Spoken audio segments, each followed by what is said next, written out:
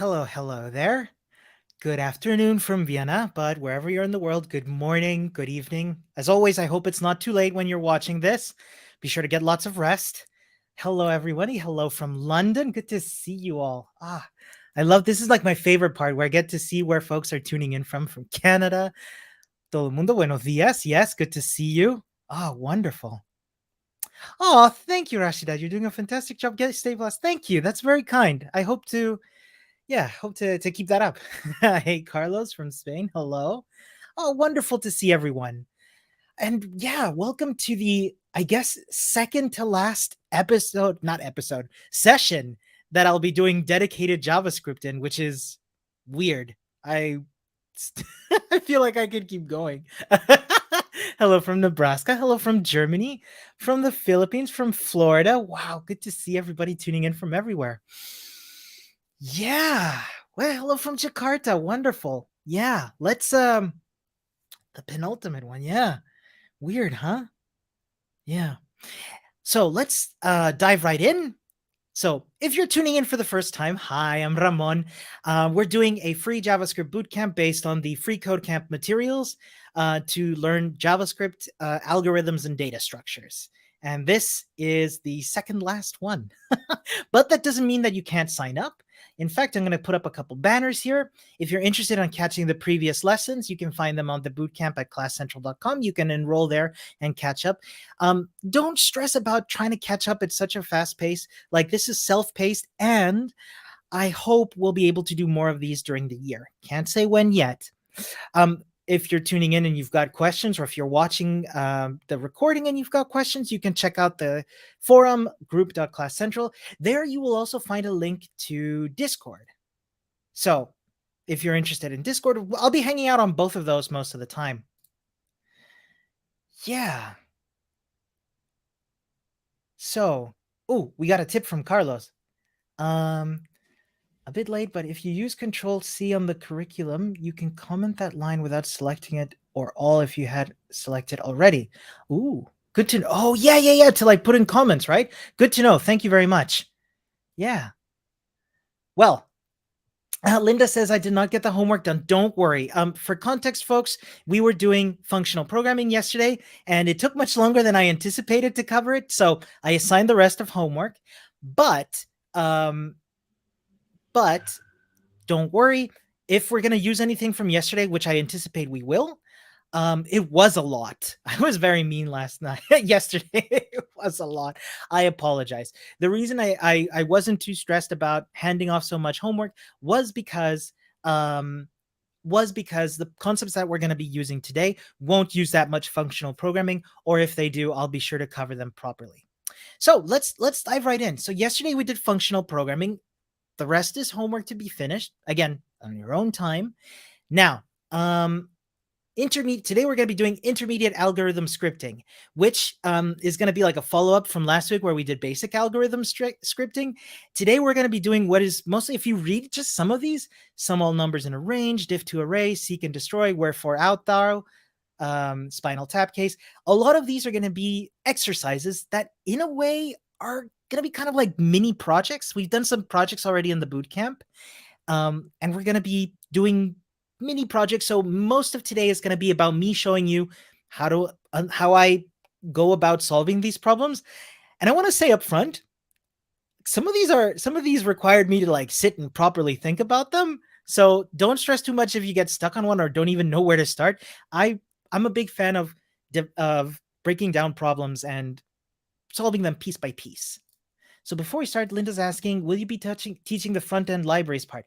Not during this bootcamp, but I would love to do it in a future one. Can't promise anything just yet, but stay tuned. So let's dive right in. Let's do sum all numbers in a range. So here's what we're going to do. We've got an exercise. We've got our exercise code on the right. We've got our instructions on the left. I'm going to read out the instructions and then go about solving them. So sum all numbers in a range. We'll pass you an array of two numbers. Return the sum of those two numbers plus the sum of all numbers between them. The lowest number will not always come first.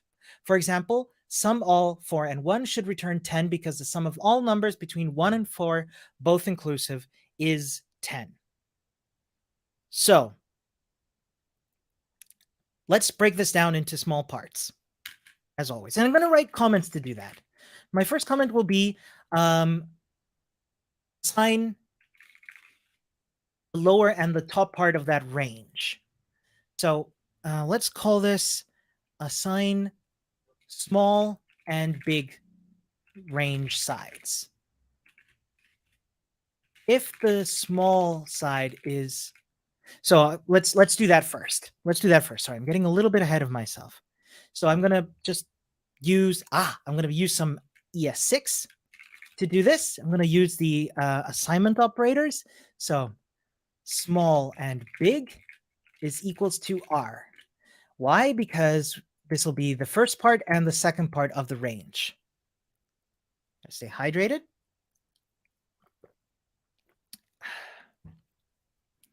So we're going to use that, and let's console log that real quick. Small and big. See if I'm doing this right. So I'm console logging 1 and 4. Now the problem is, as the exercise says, the lowest number will not always come first, and that's entirely true. For example, if I use 4 and 1, then small will be 4 and big will be 1. So that's not quite what we want. So what I can do is use an if statement, is bigger than big, switch them. Now, before I do any of that, now let's do the actual summing between a range. Loop through every number between small and big, sum them up, add result to running result. Now that tells me, see, as I'm thinking, just going through these, I'm thinking like, okay, I'm gonna need declare result variable set to 0. Loop through every number between small and big and add the result to a running result. Folks, I see you've got questions. I'm gonna take your suggestions once I'm done with this exercise, just so I don't mix myself up. But don't worry, I'm not ignoring you.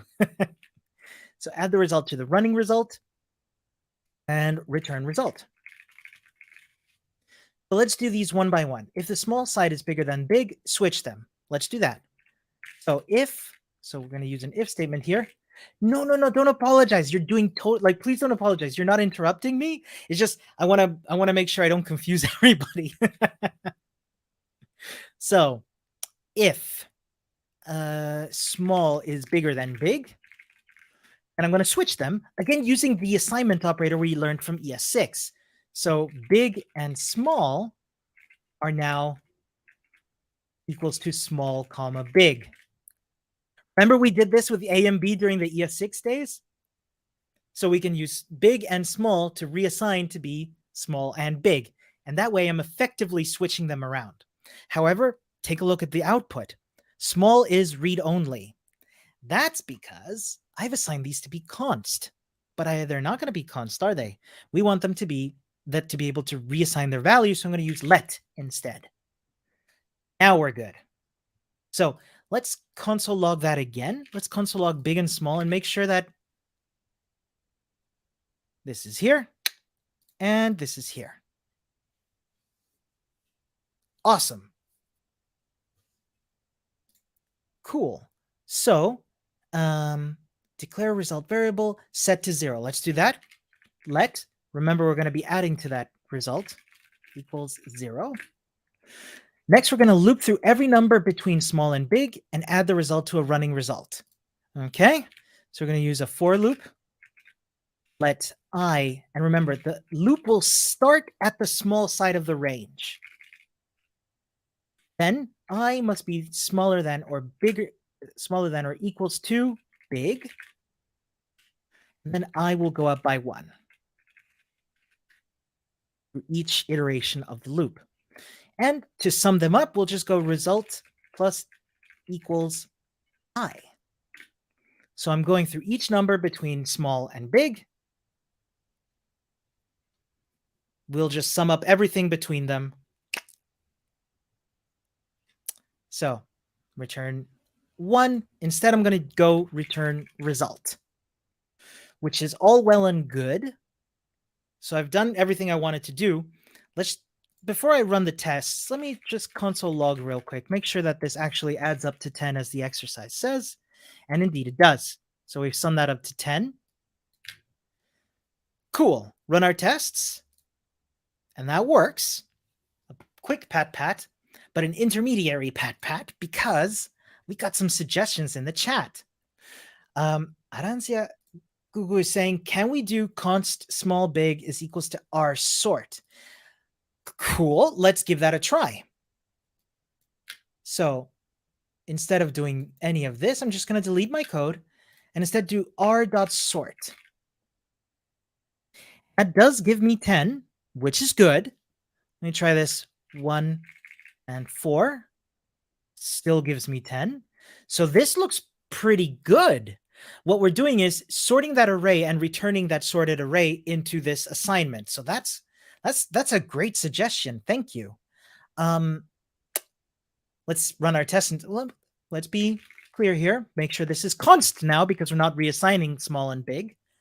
And run our tests again. Well, it doesn't look like it worked for every case. So sum all 5 and 10 should return 45. Let's see what happened there. That's giving me a 0, which is odd. Let's take a look at console log r.sort and see what's happening here. So that's sorting it by 10 and 5. Now, the reason that is it's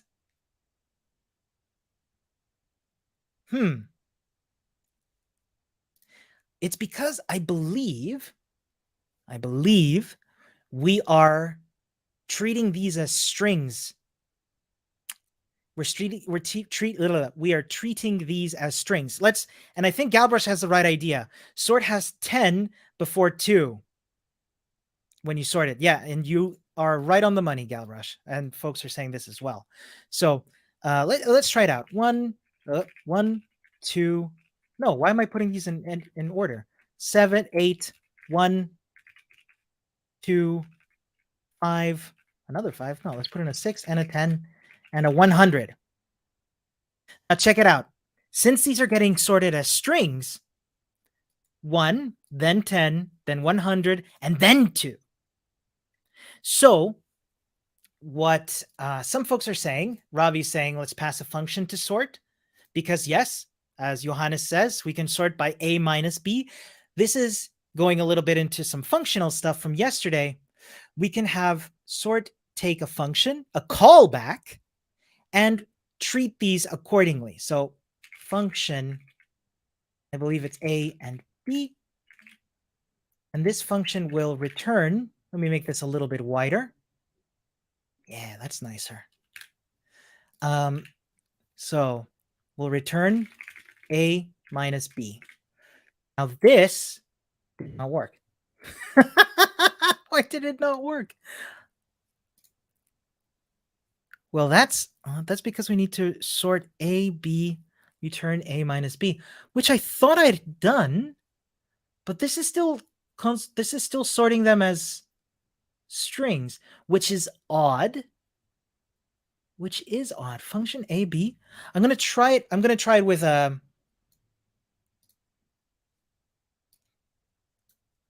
arrow function just in case. Try that.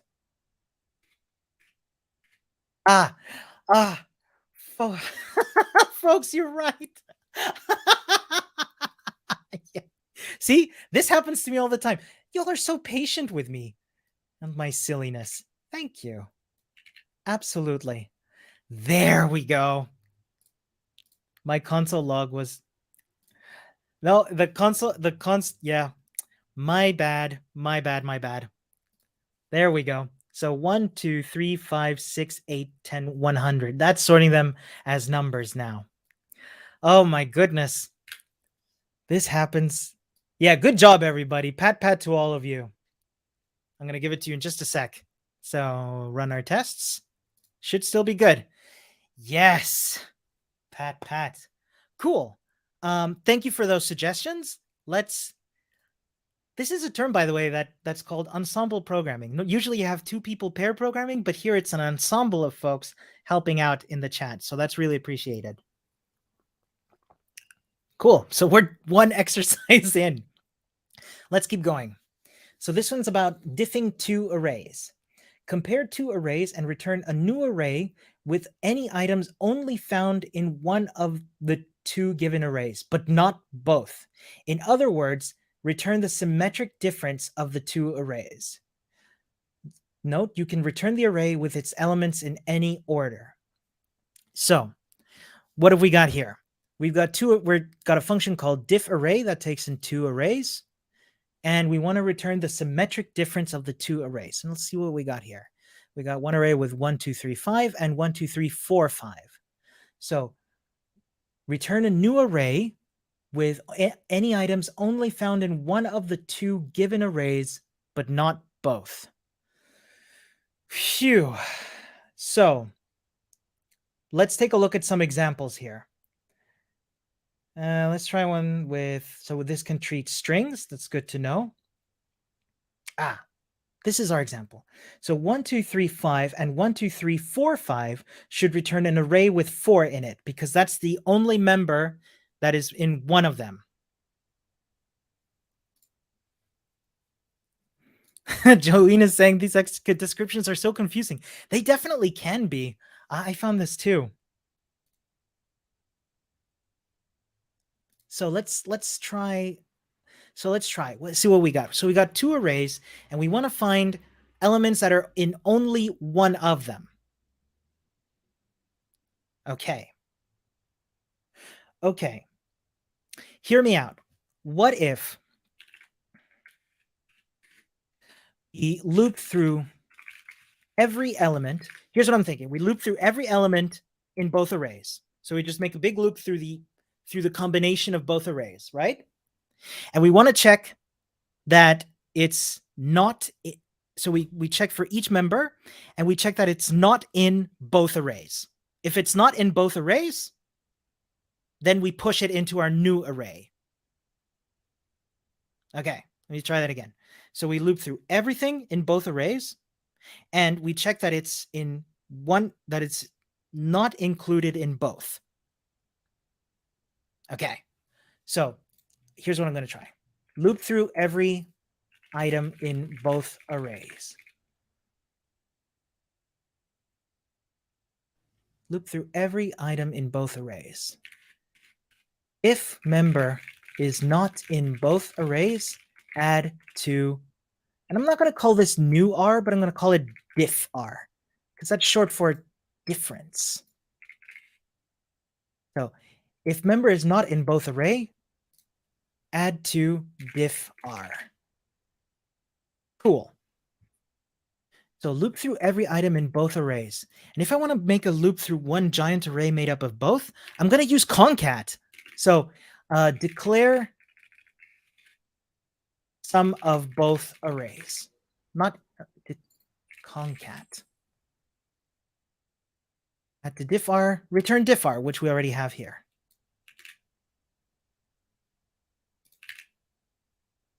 So declare concat of both arrays. Let's do that first. Const both R's, both R equals R1.concat R2.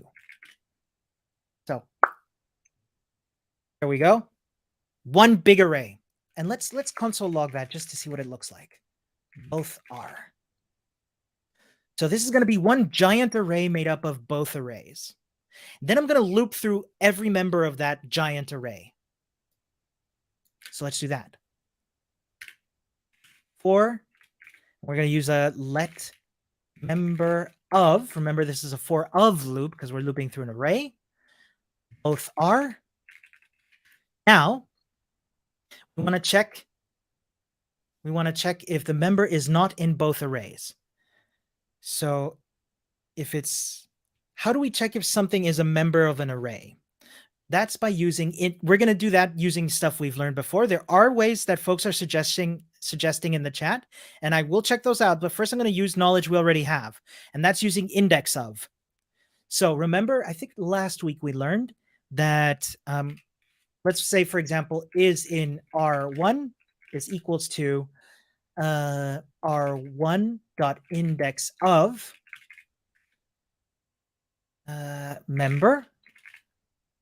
So if it is in 1, it's going to be, and Catherine says it here, index is not equals to -1. Exactly. So R1.index of member is not equals to -1. And folks are giving suggestions in the chat. Totally possible to do it this way. I want to explore a couple ways to do this. So there are totally better ways to do this, or let's say less code using ways to do this, but I want to explore lots of options. So let's see, const is in R1 equals R1.index of member is not equals to -1. Const is in R2, and we're going to do the same thing, but with R2. R2, let me make this a little wider. Yeah. Index of member is not equals to -1. So let's see, is in R1. So if the member is not in both arrays, add to diff r. So now we got to do some Boolean stuff here. So if it's not in both of them, so is in R1 and is in R2. So if it's not in R1 and it's not in R2, then if R gets it pushed in. So let me move my comment up. Yeah. There we go. If member is not in both arrays, add it to diff R. So we check that it's in R1, we check if it's in R2, and if it's not in both, then we do it this way. Let's give this a console log and see how it looks.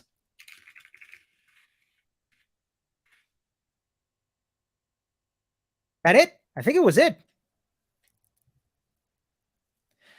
Now, Roro's asking a good question, but it will be in at least one of them, right? Yes, and you know why? It sounds a bit like I'm assuming a lot, but remember that each member of the array is part of a combination of array 1 and array 2.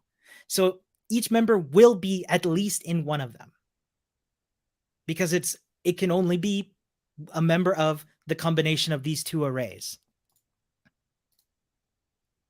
So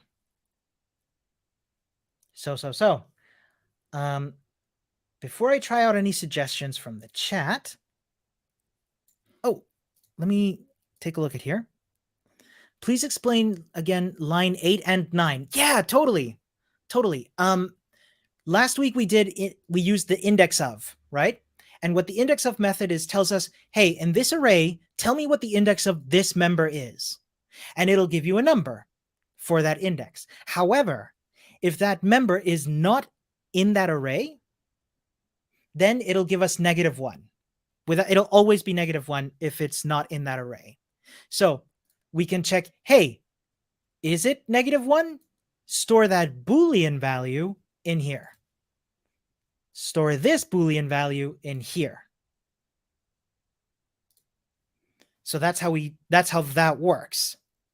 So before we try out any suggestions from folks in the chat, let's run our tests.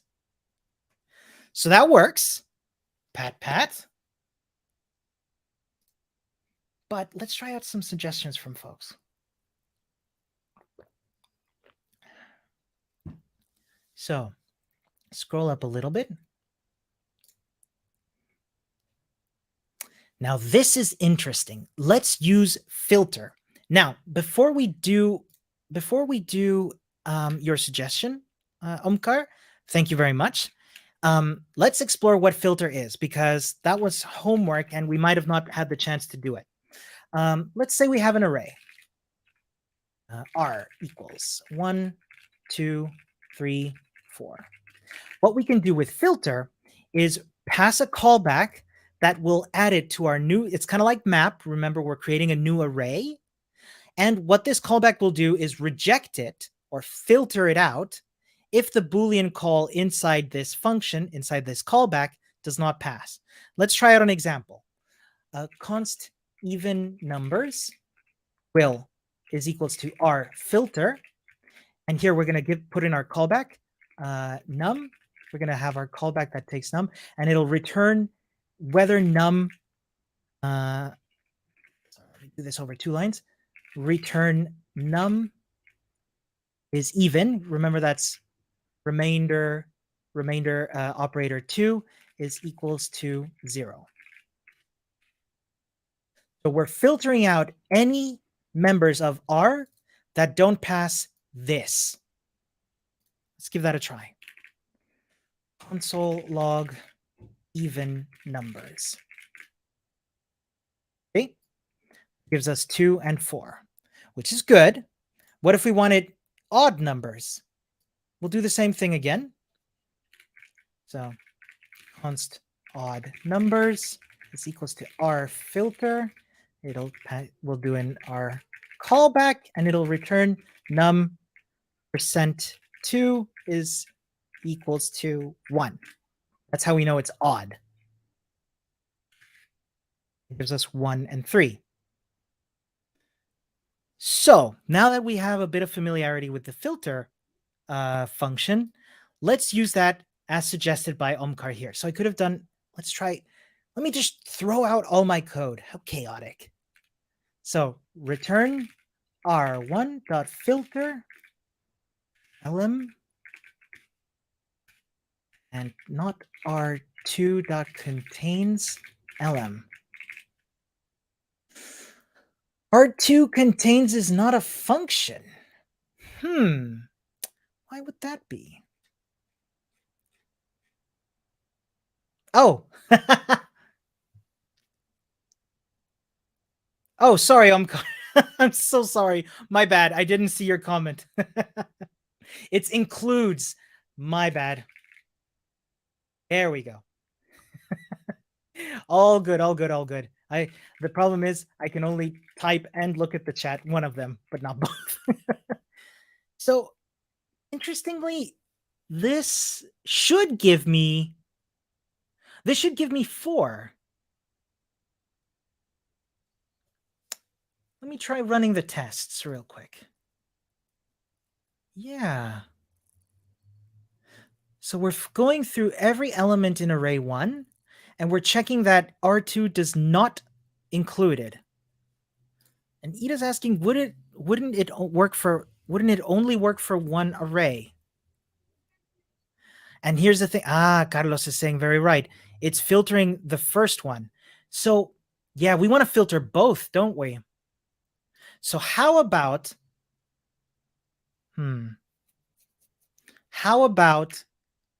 we filter both and then concatenate them? Const filtered R1 is equals to, and then we'll just use this. I like this. It's a challenge. Make this a little bit wider. So we'll do that. Const filtered R2. And I'll just copy this, honestly. So R2.filter lm R1 includes lm. And then I'm going to return filtered R1.concat filtered R2. That gives us 4. So here we go. Moment of truth. Let's cross our fingers. Yes! Yes! Pat, I like that.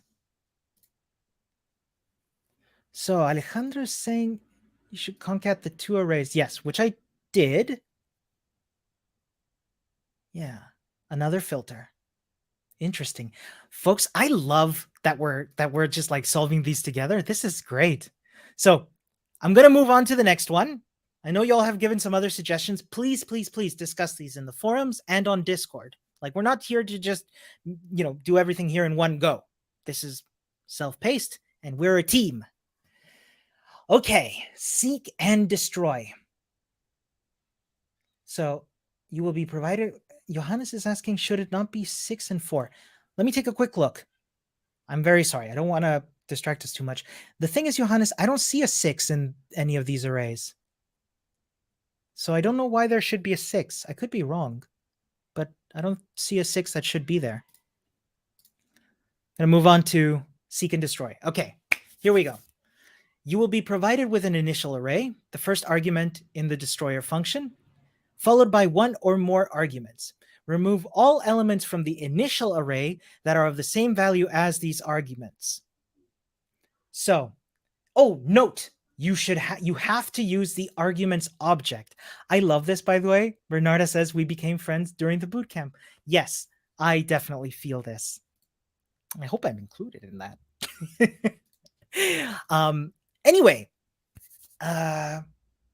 yes, let's check out this arguments thing.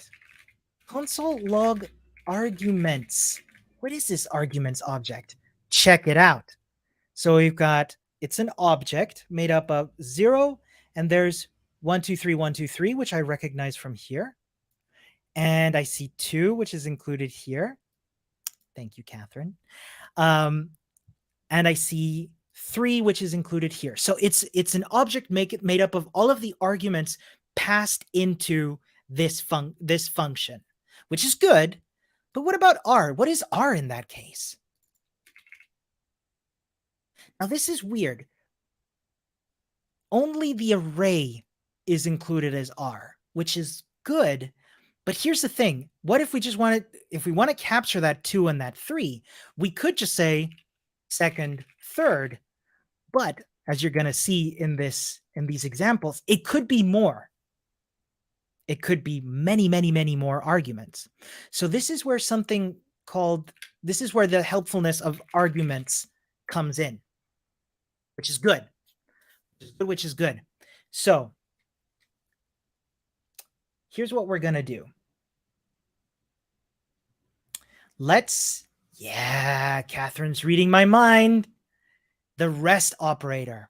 So remember, we had access to object.keys. Do you remember this? Object.keys. And this would give us access to an object's keys. Check it out. 0, 1, and 2, which is good. But if we do object.values,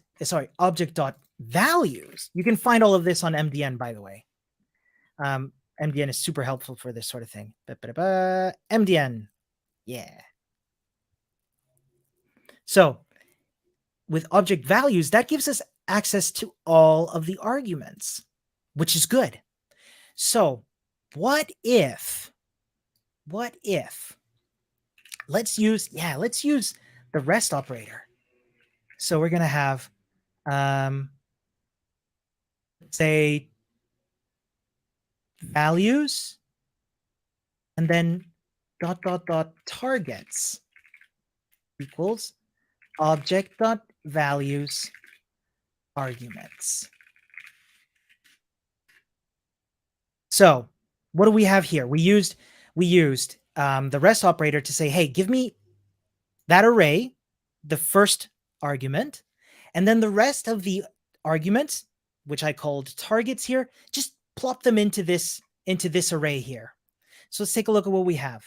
Console log values gives us our values, where we're going to do the seek and destroy, and our targets, which will console log as well, will give us everything else we need. So yes, as Omkar very correctly suggests, we're going to use filter. Yeah. So let's return values dot filter, and remember that takes a callback. So member, let's go, member, and then we've got our arrow function. So it's going to be filtered out if it's going to be left in if it's not included in the targets, right?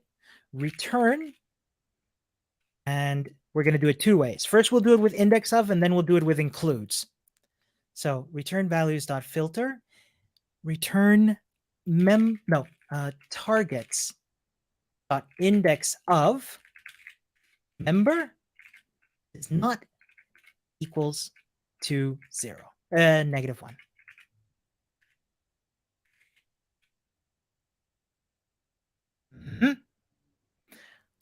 So Arancia Gugu's asking, so values is always index 0 of the array created by object.values. Yes. If we wanted to include the second one, we just add another one with the comma. This is part of the ES6 syntax for spreading and resting. Spread and rest operators. Yeah.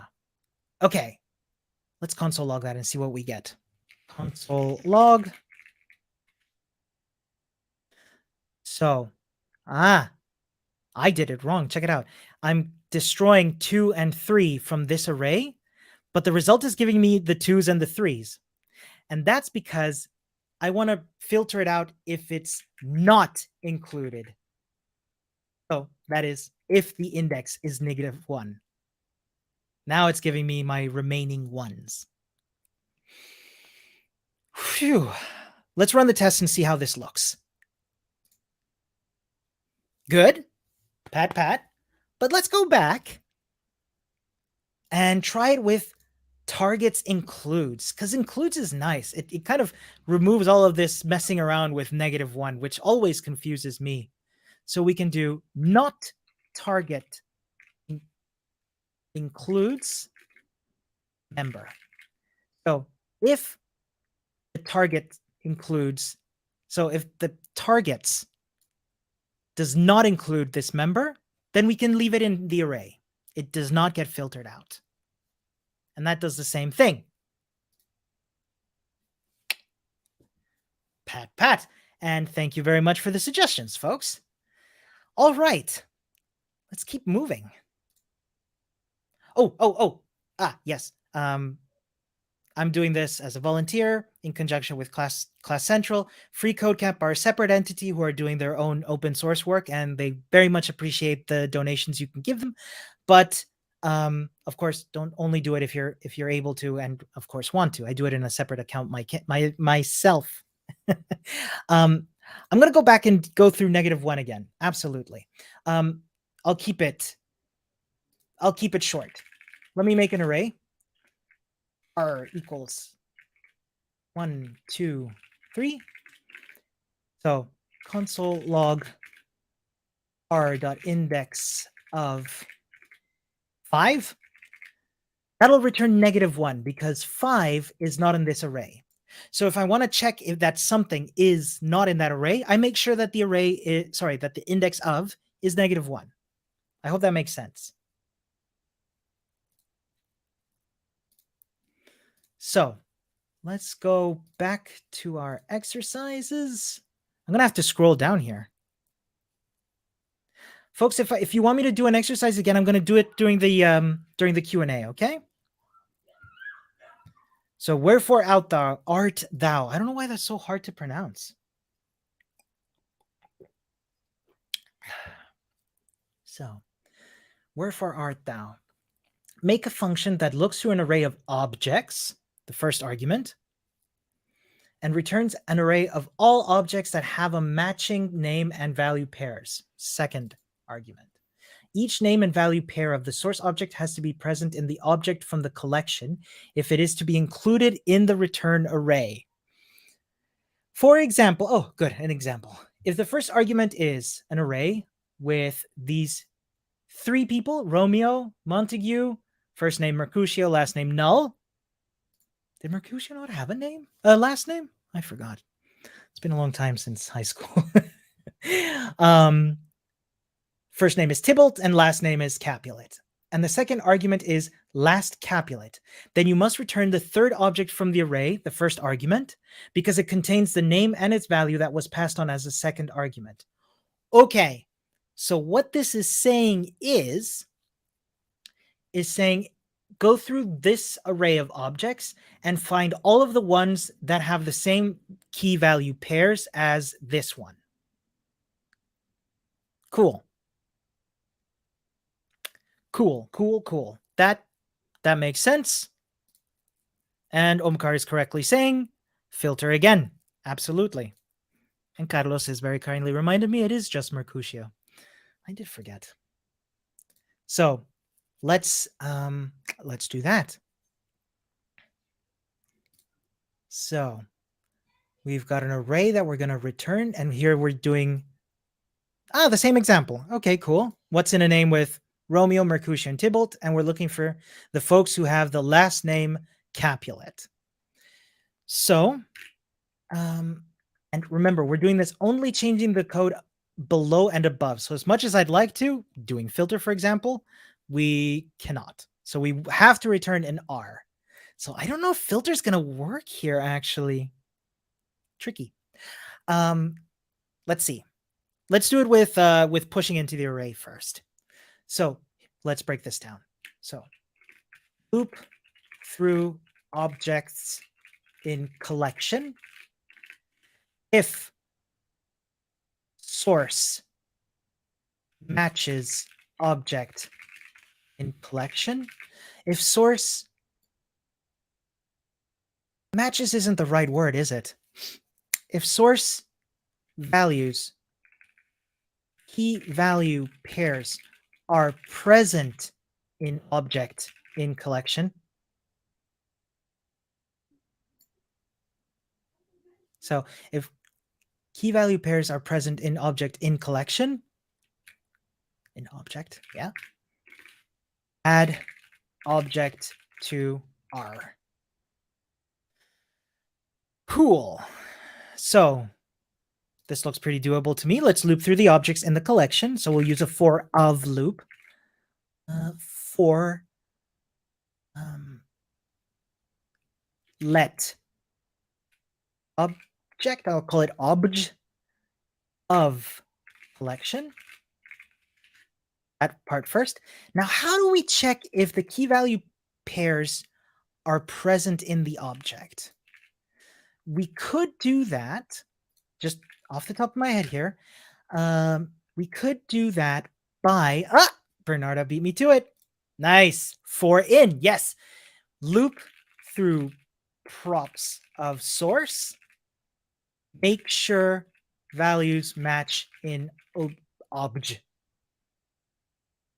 So let's do that. For, we're going to do a for loop inside.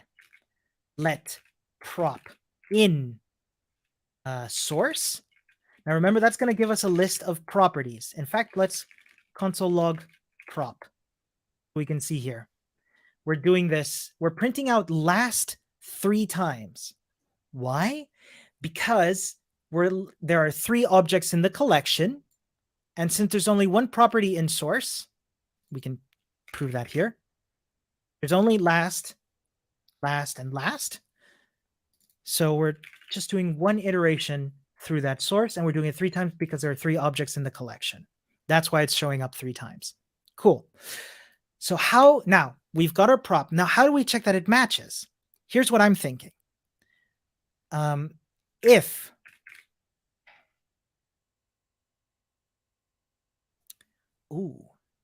okay. Here's what I'm thinking. Declare variable for obj matching source. Boolean. Right? So let matching equals true. So at the start, we're going to assume that obj matches source. Next, if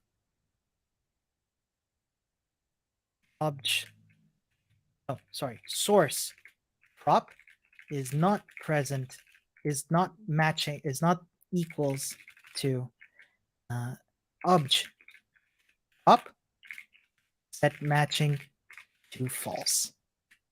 So let's do that. If obj, remember square bracket syntax for querying something from an object, prop is not equals to source prop, and we set matching to false, matching equals false. And after we're done looping, we'll check if it's matching. If matching is equals to true, or as we know, since matching is a Boolean, we can condense this. If matching, what's it called? R dot push. Cool. Add object to R. Yeah. Cool. So in theory, now that we've implemented it, in theory, console logging this should give us Tybalt Capulet. Let's see if it works. To do that, you'll need to turn off airplane mode. Thanks, Siri. Sorry about that, folks.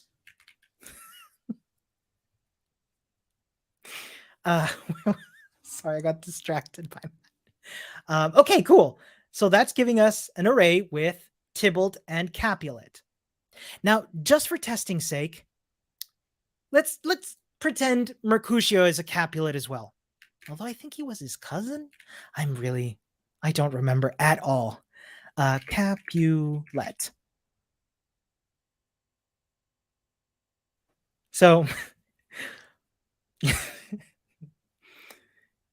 yes, Mercutio is a Capulet and Tybalt is a Capulet. So what if we wanted to make sure first name is Tybalt? Cool. It's filtering out anybody that's not something with first name Tybalt and last name Capulet. Let's try Mercutio. There we go. Now it's filtering out Mercutio Capulet. So let's run our test and see how this looks. And there we go. Drink of water, then a pat. All right. Cool. See how we're doing time-wise. I think we got time for another one or two more. Aha! We're going to Spinal tap case. Convert a string to Spinal case. Spinal case is all dash lowercase dash words dash joined dash by dash dashes. So Spinal case is Spinal tap should return the string this dash is dash Spinal dash tap. That seems doable. In fact, I think we did something similar in one of the projects. Let's return string. Now here's something really cool. I don't know if you knew this, folks, but if you want to have lots of to lowercase dot split, for example, and so on and so forth, what you can do is put these on separate lines like this. That's really nice. I like that. It makes the lines a little bit more readable. But before I get too ahead of myself and start implementing this, let's break this down. I want to all lowercase words joined by dashes. So, lowercase word string, the string. Then we want to split it along words, join by dashes. Seems doable. So we're going to do those three things. First, we'll lowercase, then we'll split it along words, then we'll join by dashes. So let's do that. Return string. Now let's do it with our neat little thing here. To lowercase dot split. And now we want a regex. Let's split along a regex. Now, remember with regexes, we can split along. If we want to split this along words, we can do this with \W. Remember that from the palindrome checker? This is saying, hey, anything that's not a word, split it along those. Let's console log it just to be on the safe side. This is Spinal tap. So far, so good. Then we want to join with dashes. You remove that semicolon that doesn't belong there. So there we go. This is Spinal tap. Catherine's asking, can we not use split? Do you know what? You're right, Catherine. We totally can. I don't know why I got caught up in. We can do split along spaces. That's a lot nicer. Thank you. So, and Bernard is saying, can we replace space with dash? Yeah, we did do replace, didn't we? Look at that. That's even nicer. Yeah. Wait a minute. Oh, hold on a second. We're only replacing once. I forget. I think the third argument of replace might be the ability. Nope. We're gonna have to look into that later.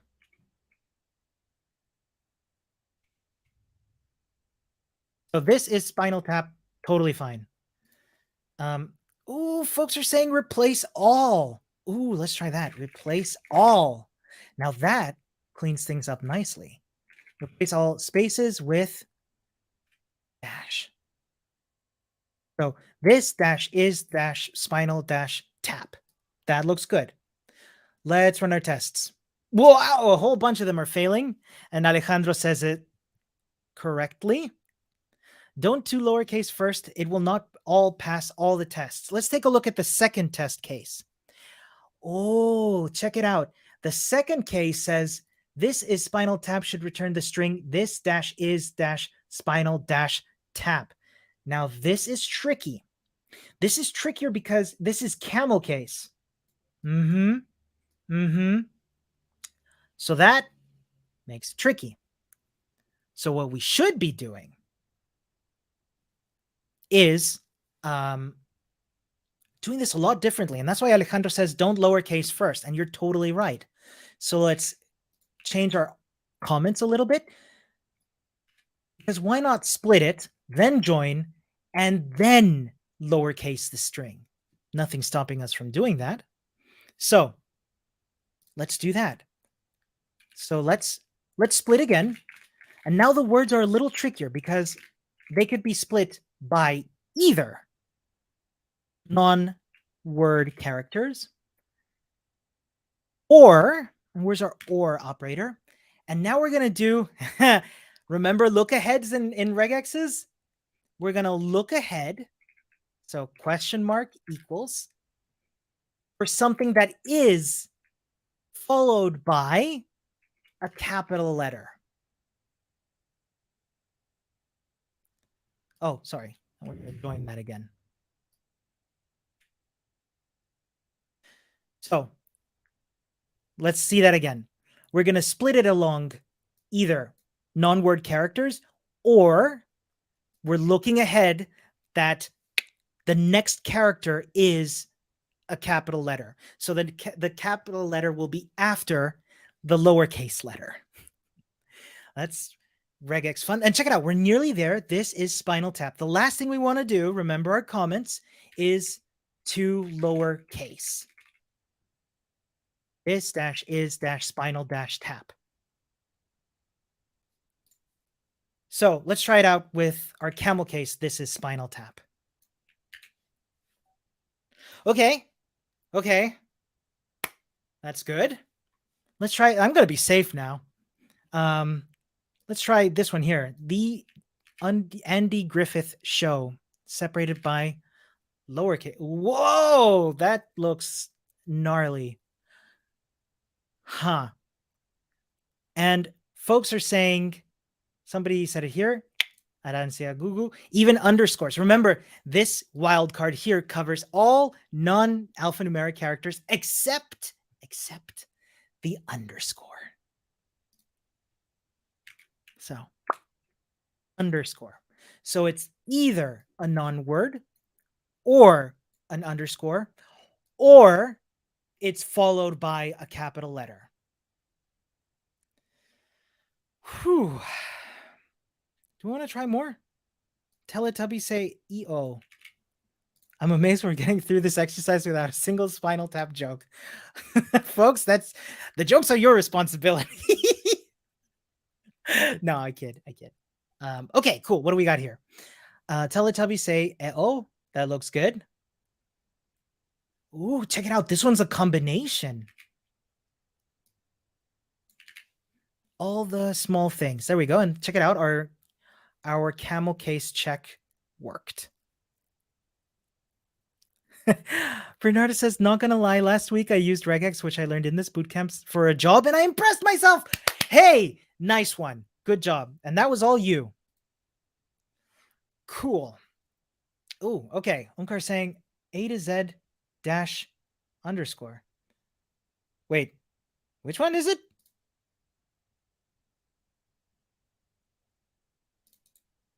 Which one of these do you want me to try? All of them.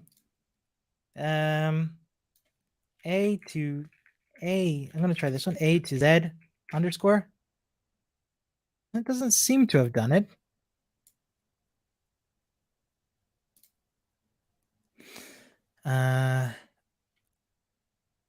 Replace in regex?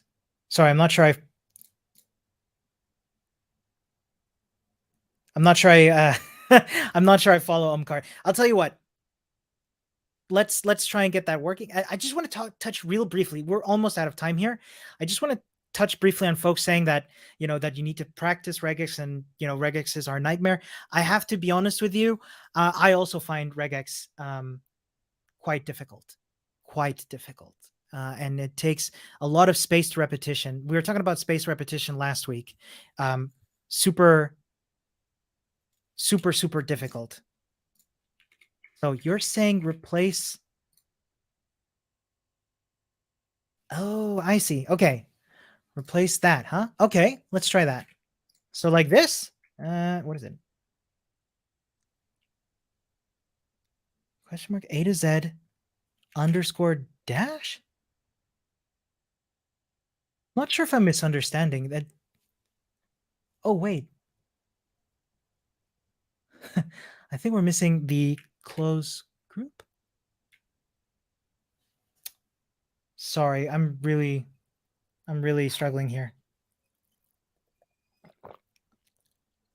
Oh, right. Sorry. Like this.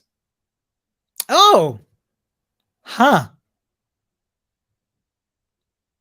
I understand now. Interesting. I would love for you to explain this to me, please. Like, isn't this a range? Isn't this one a range? What's going on here? I want to hear, because you see, this should cover it, right? No, it does not. What's going on with the Andy Griffith? With the Andy Griffith show?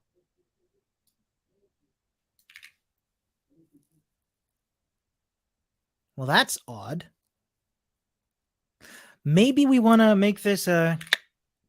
Is this what you meant? Nope.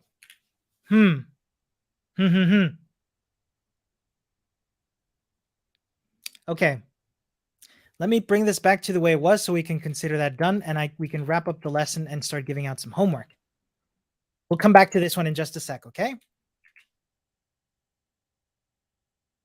So run our tests. Is it still broken? Oh, I forgot my underscore. There we go.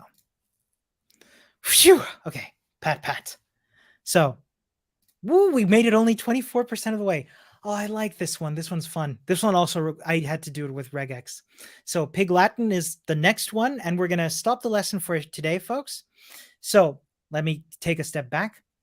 For homework, again, in your own time, this is great practice for real-life applications of JavaScript, because a lot of text handling is going to require lots of looping, lots of regexes and this sort of thing. So yeah, the homework will be to do all of these. And if I have time, if we have the capacity, I would love to do an office hours where we go through the rest of these as well. So good job today, everybody. You're all killing it. This is more than I could have hoped that I could have done in a lesson with all of y'all, but we took our time. We tried a lot of stuff, and that's what really matters to me, that we exposed ourselves to all of the different ways of being able to solve these problems. So let's take stock. Yesterday, we covered functional programming. Homework is to finish these. Intermediate algorithm scripting is to finish all of these. Folks are saying, I want another week. I would love that. So tomorrow we're going to do our final lesson and our final project, the cash register. If you have time, I would recommend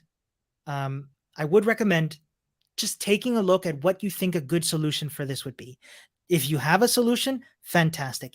If you don't stress. Tomorrow, just like today, I'm just going to go through this and show what my way of solving this problem could look like. And we'll also try out stuff, recommendations from folks in the chat. So with that, let's go into Q&A. And I want to start with, I think Dallas gave us a suggestion here for a regex. And if I'm not mistaken, this should work the same way as the one I did. Let me just go back to Spinal Tap case. Just bring in my solution here, which I copy pasted very early. So you are suggesting having or underscore here, which should in theory do the same, right? Because we're doing either this, or I did it wrong. There we go. Yep. Either this, or the underscore. Run our tests and still good. Cool. Catherine's is asking, second exercise. Okay, yeah, let's go back there. Sure thing. So that would be the second exercise. No, I don't think it was the second exercise. Seek and destroy? It was seek and destroy. Yeah. Yeah, so when we call a function, let's play around with this. Let's define our own function called pet dog. You know what? I've been so doing this for dogs. Let's go with cats. Let's be fair to everybody. So pet cat, console log pat. And we'll add in the cat. So let's say we have const cat equals, good name for a cat, Gerald. Gerald the cat. It's been a while since I've used the name Gerald. So let's pet cat. So pat Gerald, all well and good. Now let's call, oh my goodness, Carlos is saying Garfield. I can't believe I didn't think of Garfield. So pat Garfield. And that looks all well and good. Now let's console log the arguments. Now check it out. Here in the arguments, we've only passed in one argument. We've passed in 0 Garfield. So far, so good. But we can pass in more arguments. Even though they don't get assigned here, we can pass in more arguments. So let's take those suggestions. Felix and Tom. Check it out. So even though we are patting Garfield, our arguments object still has Garfield, Felix, and Tom. So at any point, we will have access inside the function to this object called arguments. And I would call it, I haven't looked into this, might be good to look into it from MDN. And Catherine's asking, what is the 0 from? So let's take a look at this. This is an object where automatically we have a property called 0 set of which the value is Garfield, a property called 1 of which the value is Felix, and a property called 2 of which the value is Tom. And as folks are saying correctly in the chat, it is the index number. So what we did here was, do we want to, so did we want to go, let me just take a look at your question. Can we go over object C? Yes, of course. So when we have an object, let me just delete here. We don't need this. Let's say we have an object now. In fact, you know what I'm going to do? I'm going to copy out this object. So const args equals this. So let's console log args. Should show us what we had before. 0 Garfield, 1 Felix, 2 Tom. Now, if we want to get an array of just the keys, we have access to an object function called keys, where we can go with which we then pass the arguments. Sorry, the object. So it'll return us an array of just the properties. If we want the values, we can do the same, but with values. Garfield, Felix, and Tom. I hope that answers your question. Arguments is an array-like object accessible inside functions that contains the value of the arguments passed to that function. That's a much better way to put it than I did. Cool. So I hope that answers your question. So let's see what other questions we had. Is this the last week for this course? Yes, it is. This is the final week. Tomorrow is the last dedicated the lesson session, which is, yeah, can't believe it went by so fast. Any other questions, folks? Oh, that's great. It all just clicked. Thanks so much, Ramon and everyone. Yeah, of course. I'm glad it clicked. Yeah, any other questions? If there are no questions, that's also totally fine. We can just come back tomorrow and do the cash register.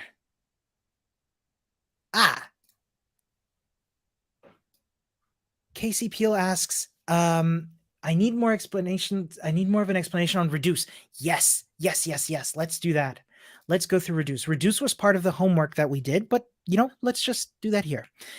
Const r equals 1. Let's have an array of numbers. 5, 6. I'm so bad at coming up with random numbers. 9, 4, 9 again, 16. So what if we have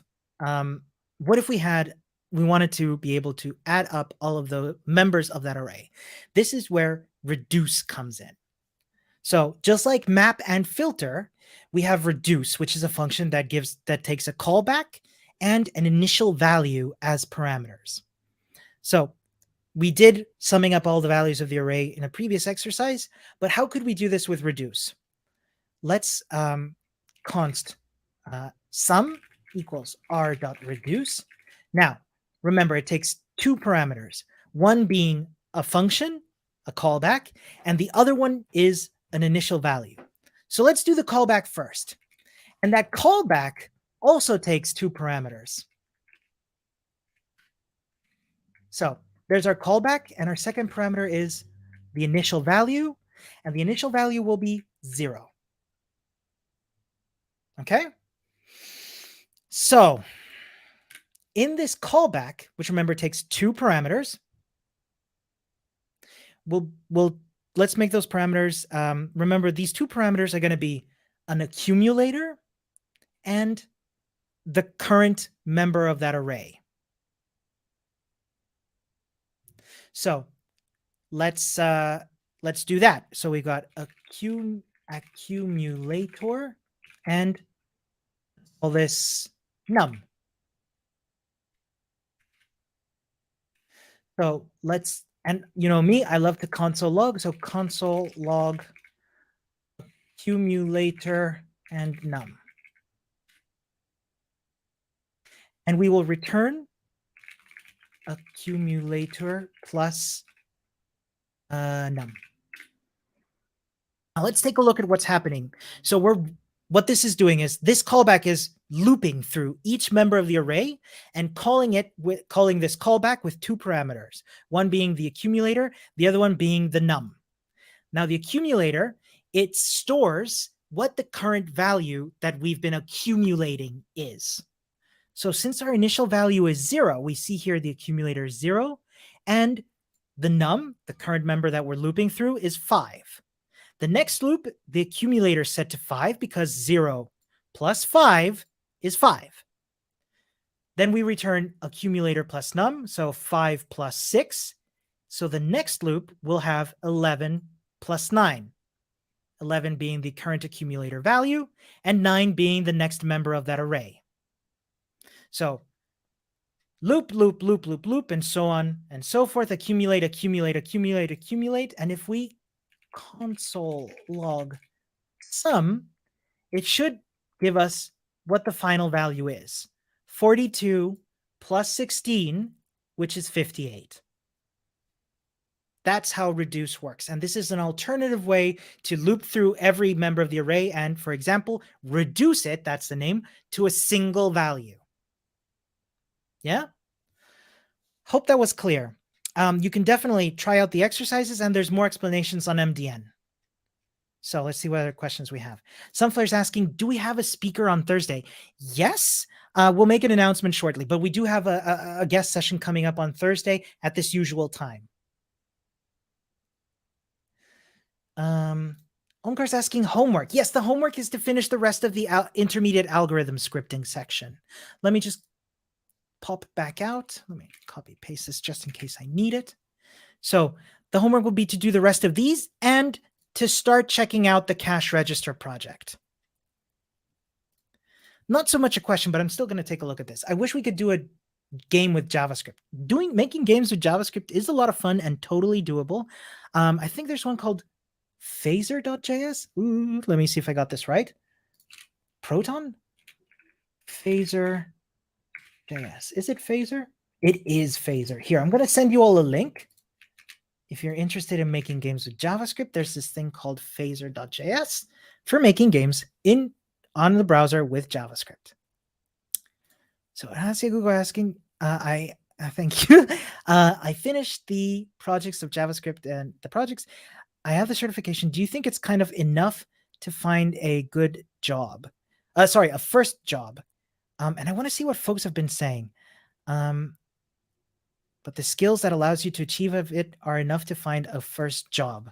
You're not asking if it's enough to find a good, if it's the certification is enough, but the skills. Yeah, that's a good question. So I'm not going to give you a fully satisfactory answer because how people apply and learn those skills varies from person to person. However, I will say that if you want to get into front-end development, let me take a step back, if I may. I would recommend also checking out this certification here, the front-end development library certification, because there are some skills to apply JavaScript to your websites that would be very helpful for this as well. Now, I'm not saying it's not enough. Do definitely, like, if you're not interested if you're not interested in front-end development, or if you find somewhere to work that is interested in training you in that front-end development, I think personally that if you want to get into front-end development, it would be good to have those skills that link JavaScript and websites, for example, HTML and CSS. But again, your mileage may vary. So my answer is not at all going to be satisfactory. Flacky's asking, what happens if you don't specify the initial value and reduce? I don't know. Let's find out. So here's no, I lost my reduce. No. Oh, goodness. Okay, fine. We'll just quickly hash out a quick reduce. 1, 2, 3. So sum is equals to reduce and our callback without an initial value. What happens? I don't know. Let's find out. So accumulator and sum. So there's our reduce function. Let's console log like before. Accumulator and num. And we'll return accumulator plus num. So console log sum. Now 1 plus 2 plus 3 we know to be 6. So let's see what happens here. Ooh, would you look at that? So it kind of started with the first value. Wow, I did not know that was a thing. Is that right? Please confirm on MDN, but I believe our first accumulator value. Wait, let me see what happens if I put in that accumulator. Now look at that. So if we don't put in that accumulator, if we don't put in that initial value, it starts with the first one as the initial value. That's fascinating. Thank you for the question, Flacky. That's a great question. Rayem was asking, will I have access to the JavaScript algorithm and data structures course after this bootcamp? Is yes for so long. So these are always going to be there. These are from FreeCodeCamp and freely available. These video recordings should stay up for a good long while. I can't say how long. The plan is to keep them out indefinitely, but I can't say for certain. Let's see what else.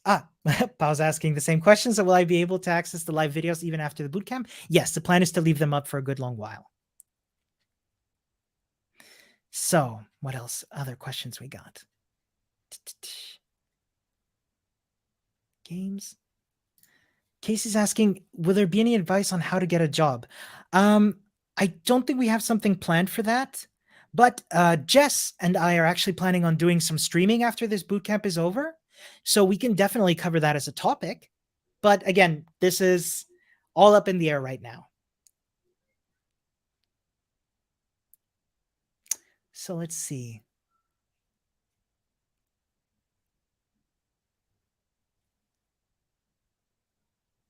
Patty's saying don't lose your reduce. I definitely lost it. I did. You were right. What else we got? Oh, you got lost at the spinal case. Could you specify where exactly you got lost? We can cover it again. We've got time. Yeah. Like if you have a specific question, that would be great.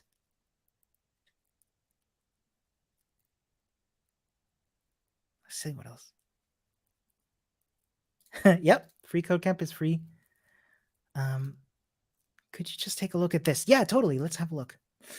Something is missing here. Okay, let me have a look. Let me have a look. Intermediate. Nope, wrong one. Functional. There's a lot. We've done a lot, folks. Here we go. My code is still there. Excellent. Oh, thank goodness. So let's see. Return string split. Something is missing here. Let's take a look at that regex. That is, yeah, // or underscore. Oh, yeah. Let me just put it here. Yeah. Or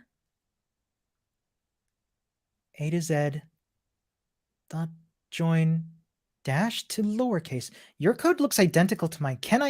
I'm sorry. Like, you know what? The problem is I can't copy it directly. Aremos asking, will there be a certificate? I'll come back to your question in a second, Maria. Just to let you know, yes, if you finish the projects, you can get your certificate from your profile page here, I think. Or menu, curriculum. You can get it from FreeCodeCamp, but now I've been on stage for too long and now I'm forgetting. Sorry, folks. Curriculum. I think it's curriculum. No, it's not under curriculum. It's under profile. Settings. Could it be settings?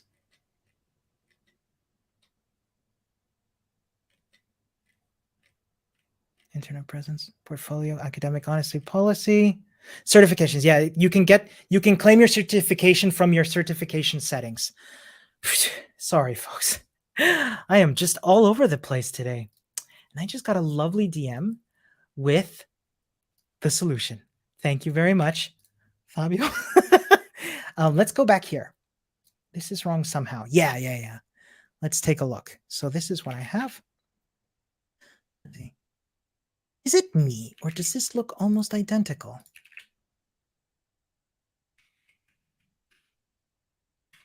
Yeah. know what I'm going to do? I'm going to paste this here and compare them. They look almost the same.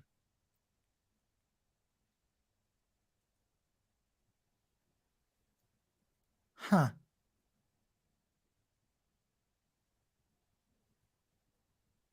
Let's try your whole solution. Why not? Let me comment out mine. I'm going to try out that new trick from Carlos. Thank you very much. Unexpected token.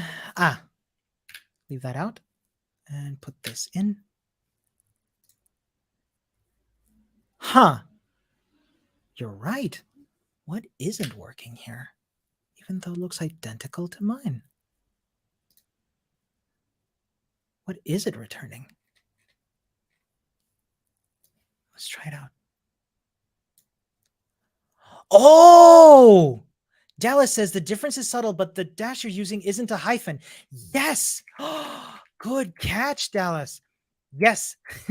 So they look very similar, but I think that's what you have is called an M dash. You see, it's on my computer, it's slightly longer. Can you tell the difference? Like the character is ever so slightly different. Wow. Good catch. Nice. Good catch.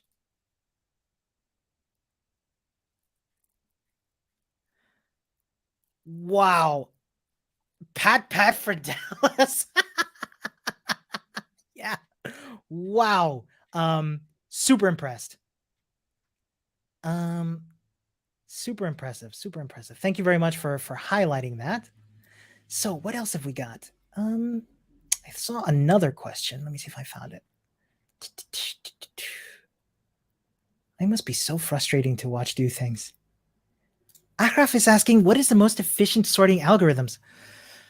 Oh my goodness, I wasn't ready for this question. When I was in school, one of the ones that I would do that was like the most efficient one was called the quick sort, but that's the one that I at least had to implement. I don't actually know what's the most efficient one off the top of my head. And probably folks in the chat, you might know. This is something that I would probably look up on DuckDuckGo or something. Yeah, but that's a good question. A lot of the times, like programming languages and that sort of thing will have their own sorting algorithm built in.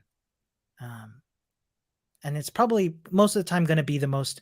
Oh, Omkar's asking, Omkar's saying, pardon me, is heap sort. Yeah.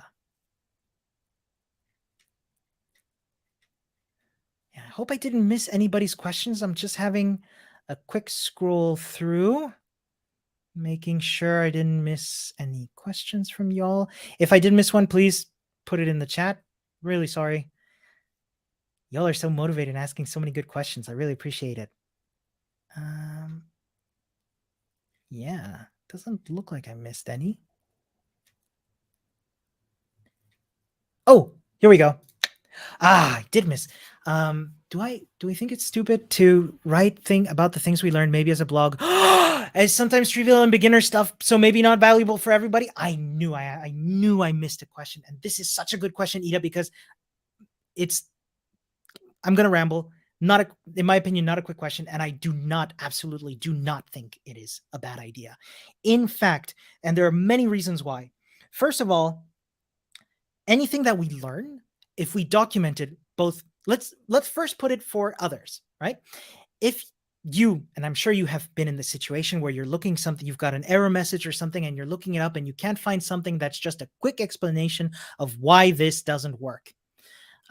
Finding a blog post from somebody that has taken the time to explain something that might, to you, the writer, seem trivial, to you 4 months ago, probably wasn't all that trivial. I always, when I write things, I always write them for myself 4 months ago. Absolutely. Right. I find that super helpful because now we're getting into the why do it for ourselves.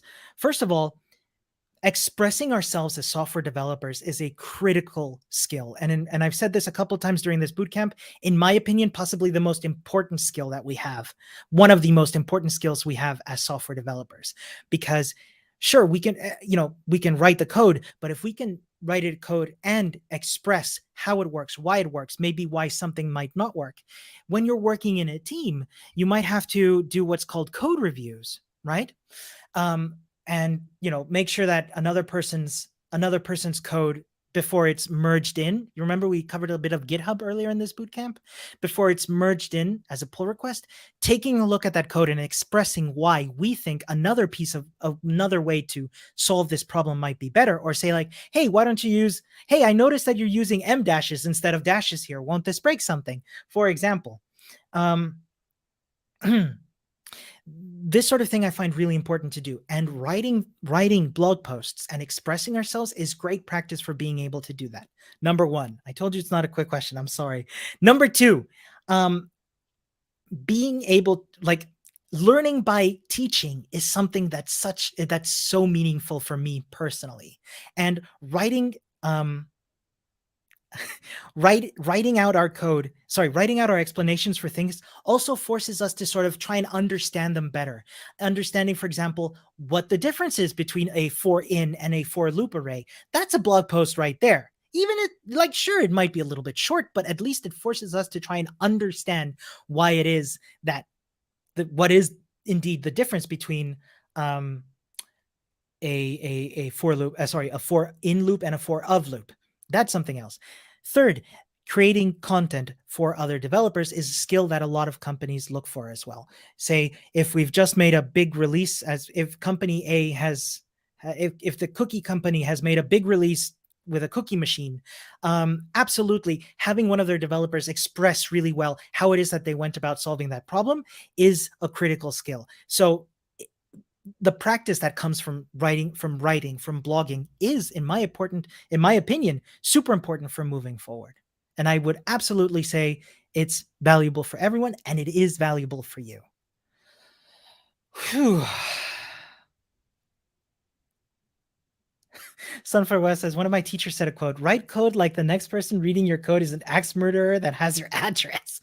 Oh my goodness. That's a bit scarier than I would like it to be. But there's a kernel of truth to that. The next person who reads your code is going to really appreciate it if you're able to express yourself in a way that makes the code clear.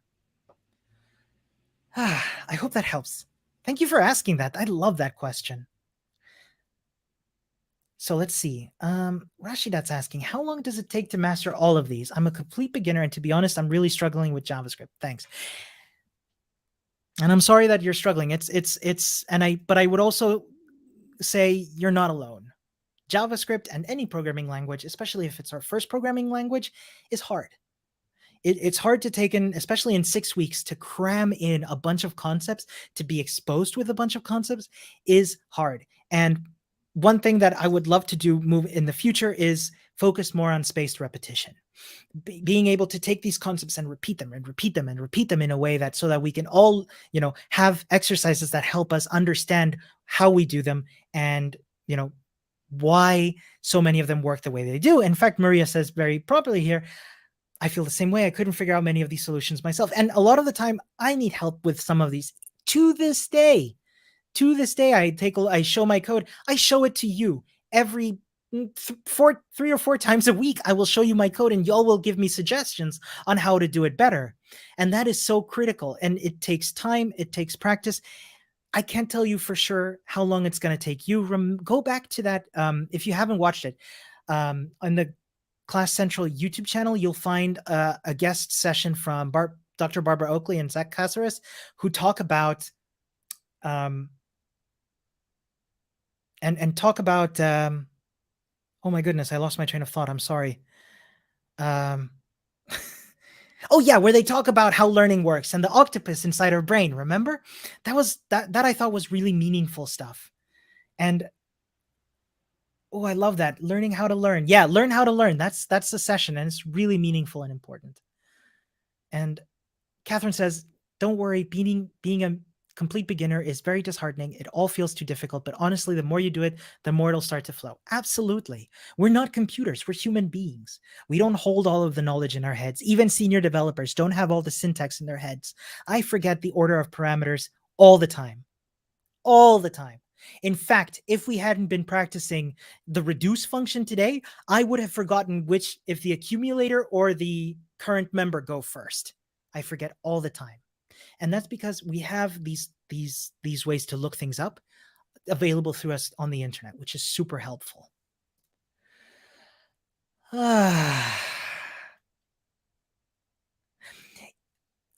Ida, I want to add to this. Like, I can't wait to properly start one day. Absolutely. Start blogging. There are great platforms like Dev2. I don't know how to pronounce it. It's here. I'm going to put it in the chat and y'all can figure out y'all can tell me what's the best way to pronounce it. I usually go Dev2, but there are opinions. Put your learning there. Folks take a look, they give it a heart, they give it a unicorn. I don't know what those mean exactly, the unicorn I mean, but it's wonderful and it's encouraging. And yeah, send me your blog posts as well. I want to read them. Awesome. Let's see what else we got. Akraf is asking, what's the best search algorithm that finds the position of a target value? I already know linear and binary search. Well, I would have said binary search. That's the one I've always known. I'm not going to get into what binary search is for two reasons. We are out of time and I am out of headspace. So I would say go by the lookup. Go by looking up. Let's look it up now. Why not? Let's see. We just go on DuckDuckGo real quick. Best search algorithm. So we got best searching algorithms. So you said you know linear search. There it is. There's binary search. And there's a whole bunch of others. I'm going to make this bigger because this is quite small. We've got jump search, interpolation search, exponential search, sublist search, Fibonacci search, and so on and so forth. I'll put this into the chat if you're interested, Achraf, and maybe you can try them out and come back to us and tell us what the best one is for you. So, yeah, gotta sign up. Okay, cool. Yeah. Oh, what a great recommendation from Casey. Absolutely. The book Grokking Algorithms will definitely teach you with that. Yeah. Dallas, I love what you're saying here. Going back to like learning, you'll find yourself saying, I know a better way to do this quite often, as you all do with me on these live streams, which I really appreciate. I love that. Oh, and Maria says, hang out on Twitter and Instagram. There's a lot of good content out there. Absolutely. Folks, like, just because I suggested something like Dev2 doesn't mean that it's the best one. It's one that works very well for me. Okay, folks, we're a bit over time and I need to go and rest. So, and I bet all of you, we've done a lot today. You'll need to go rest as well. So I will say thank you very much for joining. We will come back tomorrow and do our last one. My goodness. We'll do the cash register. And until then, wish you all a wonderful rest of your day. And yeah, get plenty of rest. Got some homework, but don't stress about it. And we'll see you all tomorrow. Remember, if you've got questions or comments, questions or feedback or whatever, please put them in the forum. Forum's right there. Join the Discord if you want to chat there. And yeah, wish you all the best, everybody. Happy learning and see you next time. Bye now.